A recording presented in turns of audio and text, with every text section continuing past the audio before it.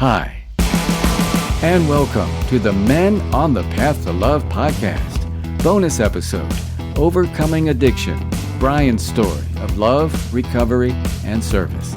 I'm Bill Simpson, your host. I coach men who want to stop suffering in relationship and who want a deeper sense of love and connection. I coach them how to do it and how to be the best version of themselves and live the life they love. In this bonus episode, you'll hear my conversation with Brian McAllister. He tells his amazing story of overcoming years of the horrors of addiction to now helping others on a large scale to overcome their addiction and support their mental health issues. It is truly an inspiring story of love, resilience, faith, and the strength we all have within. Stay with me. You just might be inspired. It's the Men on the Path to Love podcast. Welcome, Brian, to Men on the Path to Love. Yeah, thanks, Bill. Glad to be here. I appreciate you reaching out. Sounds like you've got quite a story to tell, and an inspiring one at that. That's what I do here. I tell stories, and that's how we connect with people. Let's get connected with you. Tell me your story. Tell me your journey. You've got plenty of time. Okay. I'm a Jersey guy, born and raised about 10 minutes outside Manhattan. Okay. And I lived that kind of life as a young man. I came from a good long line of Irish Catholic alcoholics. Yeah. And we worked hard, we played hard, we drank hard. That's kind of the way things were. And it was just normal. It's normal life. Mm-hmm. And between eighth grade and freshman year, I wound up picking up my first drinking drug. And I instantly fell in love with it. I felt that sense of ease and comfort that comes from taking some type of mood-altering substance. Mm-hmm. And I'm not alone. I've heard many, many people say that, that they never felt comfortable in their own skin, that type of deal. And, Sure. and I was one of those people, Mm-hmm. So typical story. Things changed very rapidly. Friends changed, grades dropped, priorities shifted. And that's really what happened. And I kind of fell into that lifestyle. This was the early 70s. So Mm-hmm. I'm in my 60s.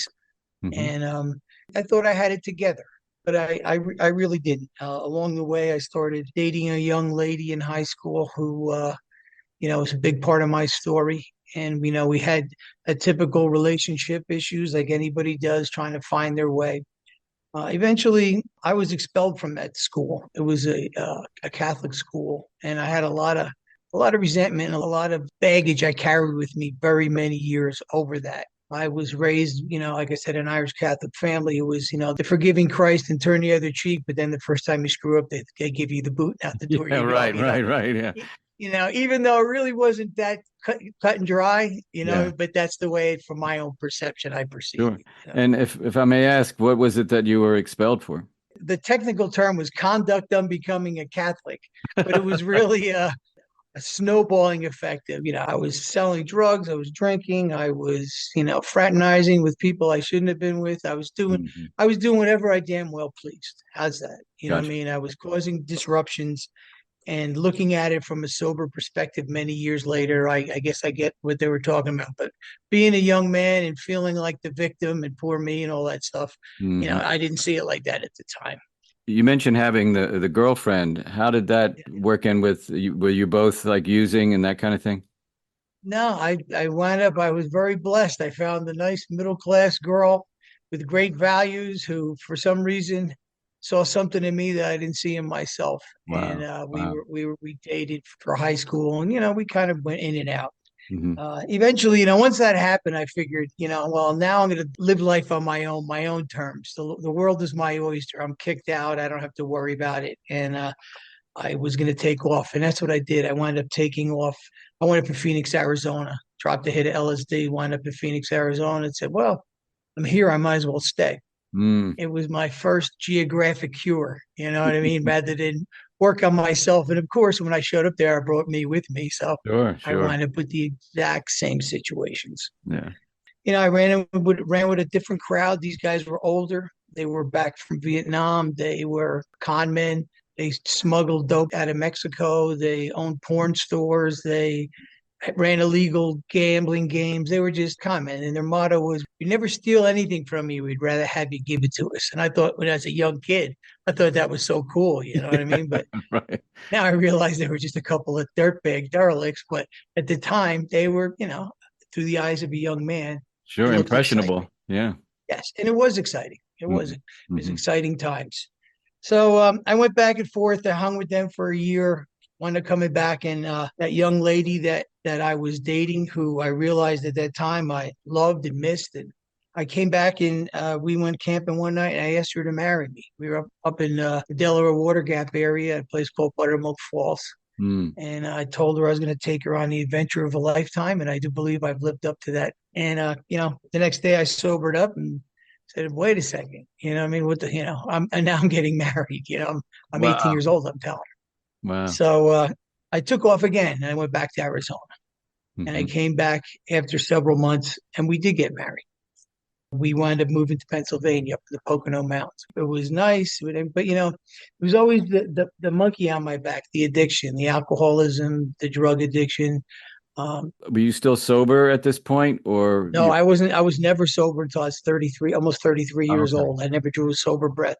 From the Gotcha. time I took my first chemical, when I drank the first time, like I said, that sense of ease and comfort that came over me, it was almost like I had an epiphany. I knew why my people drank. It was the cure all. Unfortunately, I would learn later on that it was very temporary and it would turn and just about rip me to shreds Hmm. eventually. So I wound up this beautiful young lady, and beautiful she was. We made a go of it. We lived there for a while. Things were going good, but I was restless, irritable, and discontented all the time. I had that uncomfortableness in me. And even after a while, the alcohol and the drugs and all the things I was doing didn't squish it out all the way. Yeah. So we wound up staying there for a few years, tried to make a go of it. And finally, I had enough, and I started being irrational. And we wound up selling everything we owned and moving to California. And Hmm. from California, it was just more of the same. It was just another geographic change, but nothing got better. Things got progressively worse, because I'm sure you're aware that, substance use disorder is a progressive, potentially terminal disease. It always gets worse over time. Absolutely. Yeah. Hmm. But I didn't understand this. So I have this beautiful young girl. I'm dragging her all over the country, and she's staying with me, and she loves me, and I love her. But I'm not living the right way. Hmm. Just plain and simple. When we wind up in Arizona, another cure. Move Hmm. someplace else. Move. Something's going to be different. The whole time I'm circling the drain. I'm going down, down, down, down. By this time, I'm living like an outlaw biker lifestyle. I'm out of my mind. It was the cocaine days, so I'm living in a cocaine psychosis. I'm Mm. parking my Harley in the kitchen because I'm afraid somebody's going to steal it. And she hit the point where she had enough. We had a small son by then, and she had tried everything humanly possible, arguing, bleeding, reasoning, nothing worked. I was in my addiction. So eventually I hit the point where I had some decisions to make. Either I was going to straighten up, I was in my early 20s, and do the right thing, or I was going to take off on my bike. And being I was a runner, the bike won out. Mm. So I was leaving my wife and small son on the West Coast, and heading back east. And at that time, Providence stepped in, because the night before I was leaving, which I already said I was gone, I had a horrific accident. I Mm. wiped out in the desert on my bike, all high. They helicoptered me into Phoenix. I was about 20 miles from anything that even resembled civilization. Right. And, I had 6 broken vertebrae, all kinds of broken ribs, a Mm. traumatic head injury, hundreds of stitches. And they were Gee. going to amputate my leg because I still have like 19 screws and a plate in my leg Whew. from. So it was like Evel Knievel type stuff. Yeah. This is where I found myself in the hospital, flown in there. And I thought I was an atheist after my whole Catholic school experience. But it's really kind of funny when you're laying in the hospital and they tell you they're going to cut your leg off, how you can throw that atheist garbage right out the window. Yeah. Yeah. God help me, they're going to cut my leg off, that kind of deal. Sure. So when I said that, when I asked for that help, things started changing. My wife showed up. The person who I was leaving, the person I had been mistreating through my addiction, and she fought to have me, taken care of properly. They transferred me to another hospital where a guy fresh out of medical school, who really never operated on anybody before. He's literally out weeks. saved my leg. He did an experimental operation. He drilled holes in plates and screws and glued me back together like you do a table leg. Wow. And all these things started happening, and my wife, she hung in there. It took me almost 4 years to get off those crutches. I was in a back brace. I had the leg, I had the whole 9 yards. And she wound up taking me home. I went back to our apartment. And of course, now I'm unemployable. I have nothing going on. And the first thing I did, I remember, was throwing my crutches off the second floor balcony, crawling down the stairs on my backside, and walking a mile to the bar in the Phoenix heat, 105 degrees. Wow. Because I wanted to drink. That's the type of hold that alcohol and drugs had on me. I didn't even realize that it was addiction, that my problem was all these problems mounting from my use of drugs and alcohol. I just thought it was a bad break, could happen to anybody. It's amazing, how I did deny. So things just kind of kept going like this, and they got worse and worse and worse for 6 more years. There were many more accidents. It was near Mm. insanity looming on the horizon. I was unemployable, and we wound up dragging my poor family back to New Jersey. And when I got back to New Jersey, it just got progressively worse.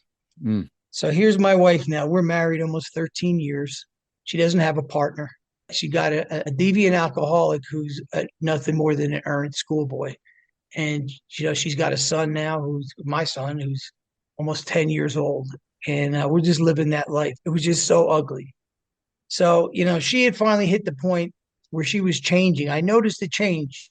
I was staying away longer and longer because I'd go out to the store and not come home for 3 days, that kind of deal. Mm. And she started changing. And the reason she started changing, I found out later on, was she was going and taking care of herself. She had this epiphany that this is not normal behavior.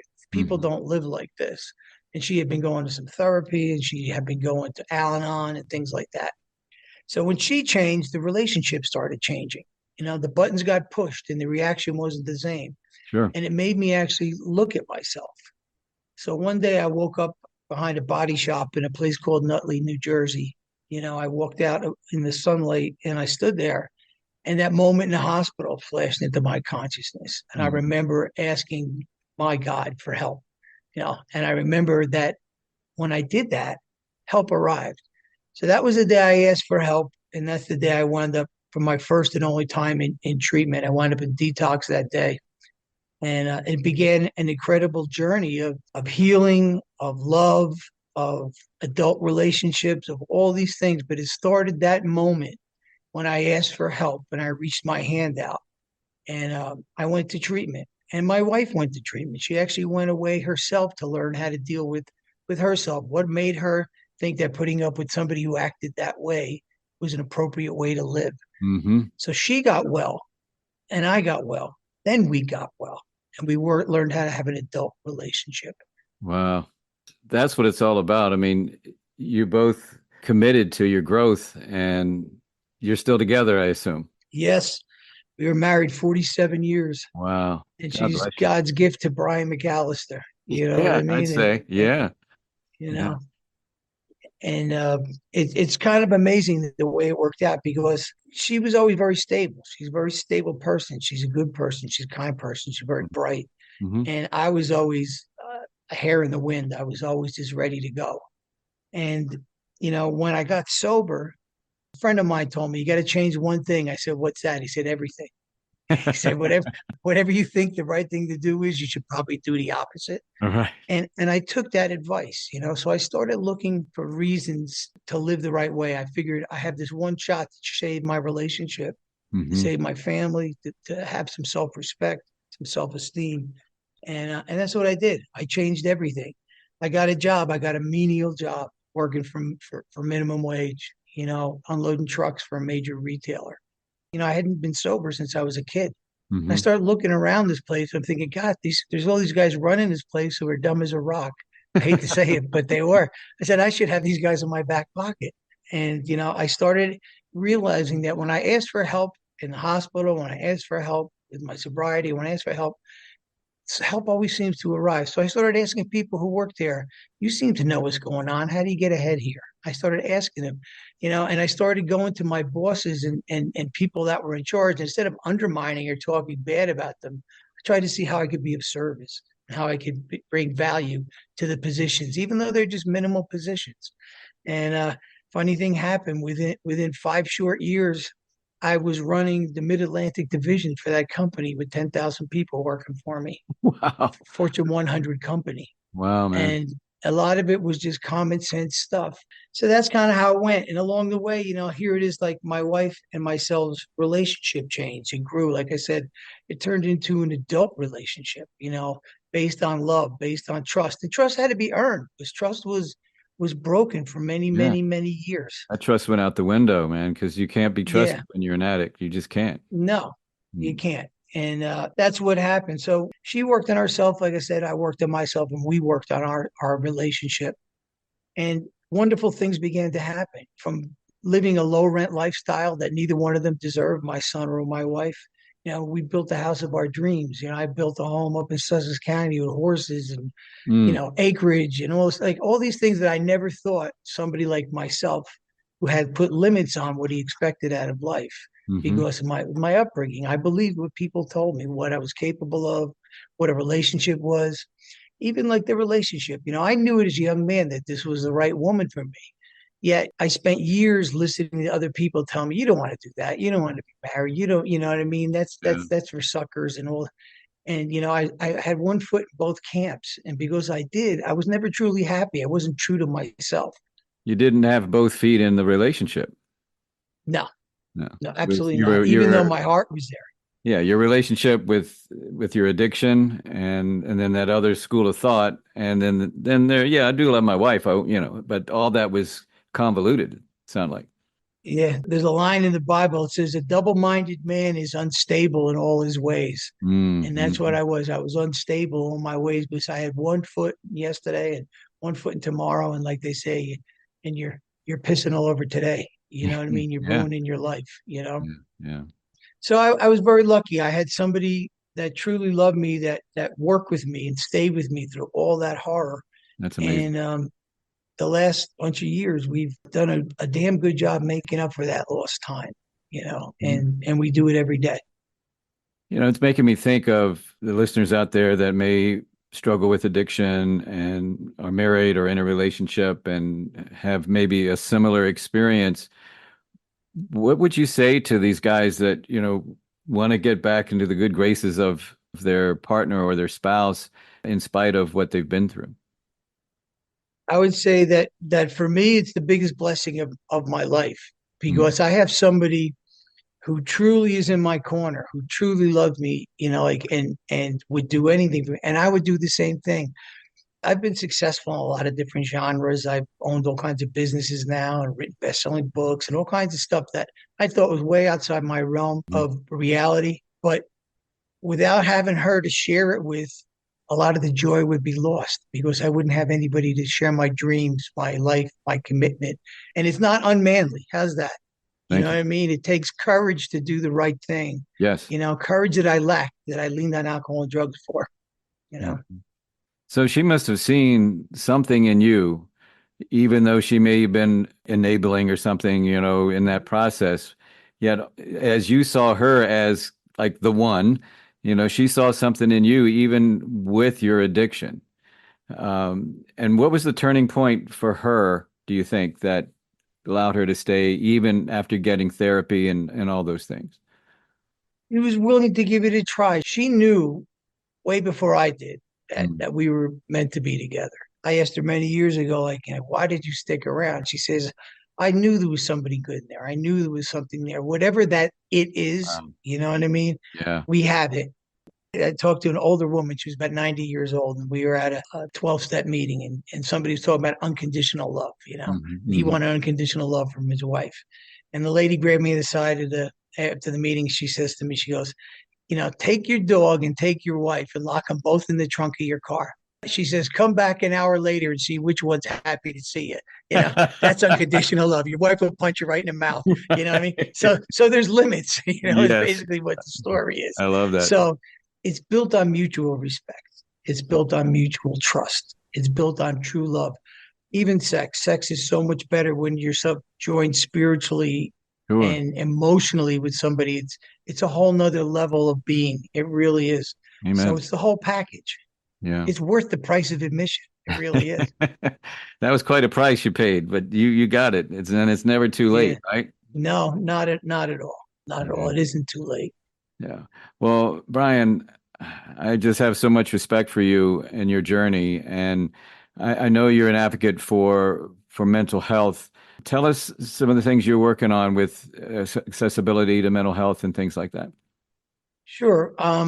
We have a couple of different roads we've gone down. I just sold it after many years, a licensed alcohol and drug treatment facility. Hmm. And while in that genre, I realized that there's so many people now that don't have quality health care, any health care at all, or just poor health care, and Sure. they can't afford to get help. I was lucky enough, my wife had the health care that paid for me to go through Hmm. all the stuff that I did. I didn't have anything. I was unemployable. Hmm. So I wound up I developed a product, and it's won so many awards, not even funny. And it's really mental health software you can download. It's a 365-day program called VRS, Virtual Recovery System, Freedom 365. It would take an hour to go through all the and I'm not exaggerating, the functionality of this program.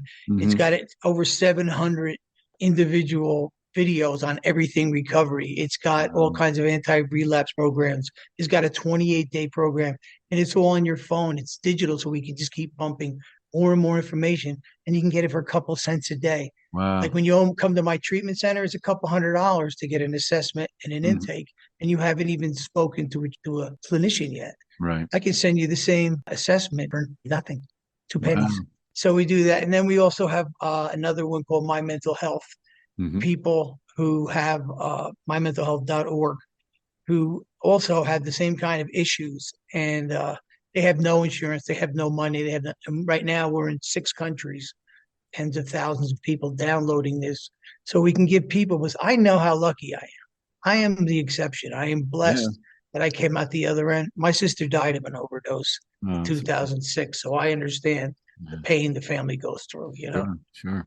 So we do things we can to try to promote positive mental health, positive change. So everything here is right on our phone. It's right at the touch of your hand that you can get access to mental health solutions. And everything I do is action based, it's solutions based. You read a lot of self help stuff and it feels good. And then when you're done, it's like, what do I do now? Right. Everything we do is measurable. You know what I Yeah. mean? Yeah. Those are the best kind of goals is you got to measure it so you can gauge. That's right. Metrics driven. And we do that. And it's funny because everybody's talents and gifts are different. Hmm. Like a lot of the people that I work with over the years with mental health problems or alcohol and drug problems, or even PTSD, Hmm. they spent a lot of their time trying to be somebody else. An old person told me, be yourself, everyone else is taken. Yeah. So the idea is you want to be yourself. My creator put certain gifts and talents in me. And if I'm not using that and I'm trying to be you, I'll never be the best I can be, No, it won't work. Yeah. No, exactly. It's got to So come from your authentic self for sure. Yeah. exactly. Yeah. Good, Wow, good man. stuff. What a great story and just I'm just so inspired by you and I'm sure my listeners are as well. Any last minute things you'd like to say before we wrap up, Brian? Nope. If you're interested and you're looking for some solutions, like I said, VRS freedom365.com or mymentalhealth.org. We are always about meeting people where they're at. Whatever we can do to help the next person get through what they have to get through, it's a good thing. Something always good overflows to me when I do that. So There you I'm go. off. Goes both ways. It's a win-win. Yeah, That's it. for sure. Well, Brian, I'll make sure I have those links to those websites, and those are the two you mentioned, My Mental Health and the VRS Freedom 365. Any other Yep. sites I should be aware of? Nope, that's about it. You want to catch a good book, read Full Recovery, my book. Hit #1 on Amazon a couple of years back. So All right, it's full pretty good recovery. stuff. Man, what That's an it. amazing story, Brian McAllister. Thank you so much for sharing this with me and my audience and my listeners. And I wish you continued success. And if there's anything I can do to support you, please let me know. Thank you, Bill. Thanks for having me on. Life is good. It is. Take Bye-bye. care. Bye-bye. And that's going to do it for this bonus episode of the Men on the Path to Love podcast, the Overcoming Addiction, Brian's story of love, recovery, and service. I'm Bill Simpson, your host. Thank you for listening. And again, I want to thank my guest, Brian McAllister, for sharing his amazing story with us. And you'll find links to the VRS Freedom 365 app and the link to mymentalhealth.org in my show notes. Coming up on the next episode of the Men on the Path to Love podcast, I will dive into a very important and often overlooked aspect of keeping a healthy relationship. And that's being aware of and responding to your spouse or partner's cues or signals they may be giving. For many men, recognizing these cues can be a challenge, but once you learn how, it can be a real game changer, avoiding conflict and misunderstandings and creating a deeper sense of love and connection. I will share with you how to tune into these signals, what they really mean, and how being more aware of them can strengthen your relationship. Please join me for the Reading the Signs, how to tune into cues in your relationship. And if you have an idea for the show or would like to get in touch with me, just visit my website, menonthepathtolove.com. And while you're there, you can sign up for a free coaching session with me on how to communicate better in relationship. Or you could download my free cheat sheet, 5 ways to communicate better in relationship. Or you could do both. Simply go to my website, menonthepathtolove.com. And as always, if you know someone who you think could benefit from listening to this podcast and want to give the world more love, well then share the link and share the love. And until next time, keep your heart open and stay on the path to love.